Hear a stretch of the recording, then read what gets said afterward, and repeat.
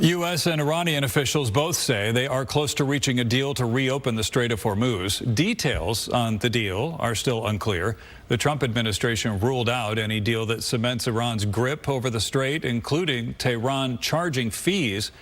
Iran is insisting on keeping some measure of control. Talks of a potential deal come as more experts say the U.S. military is running short on weapons stockpiles. Top Republicans are still trying to make the case for billions of dollars in additional Pentagon spending as part of a major GOP budget package. Fox News anchor Shannon Bream with Fox News Sunday joins me now. Good morning. Happy Friday. And to you, Brandon, great to see you.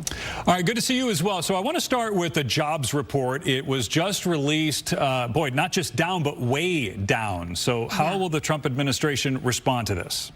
Yeah, I'm interested to see if we get Kevin Hassett or somebody out there from the administration talking about this, because it's not just that July wasn't good. There are major revisions downward for June and May, showing us that the economic picture has not been good for a while. And listen, our polling shows us that that's how people feel at home, that they don't feel good about their economic situation. And that's not a place that a party in power wants to be going into the midterms. They traditionally get punished anyway by voters. So this is just more bad news for those folks out there who have only got a few weeks left to go home to campaign, and for those who are challenging them to get this message out about the economy. Yeah, all right, let's talk about Iran. It seems as though we're nearing a deal on the Strait of Hormuz, but of course that depends on who you ask. Absolutely right, because overnight, we've got reports on the wires that there are measures in Iran's parliament, a bill, at least one being considered, that would ban U.S. and Israel ships from the Strait of Hormuz. Now, obviously, that doesn't sound like, a deal coming together that we could all work towards on the international community.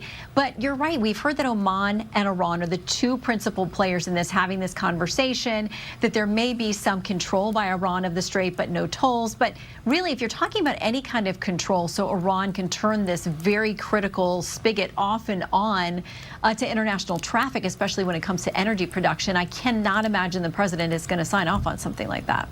Yeah, and finally, the confirmation of Todd Blanche, President Trump's pick for Attorney General. It's looking less and less like a slam dunk for the Trump administration. Mm-hmm.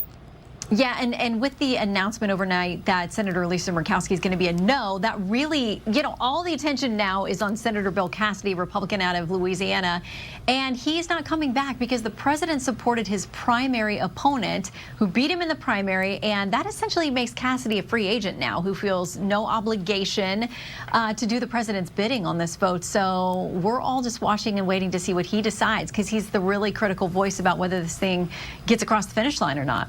All right, who do you have on tap for Sunday? So Senator Bill Hagerty, Republican, will be with us to talk about all of this business the Senate is trying to jam into today before taking off on recess. I mean, it's the Save America Act. It is the Blanche confirmation. It is the Russian sanctions bill. It is funding the government so we don't face another shutdown in September. What do they get done? Do they stay here? We've also got Oliver Larkin. He's a Democratic Socialist of America candidate out of Florida, a key primary coming up there. They seem to be having all of the energy. Are they the ones calling the shots for Democrats now, pulling that party further left?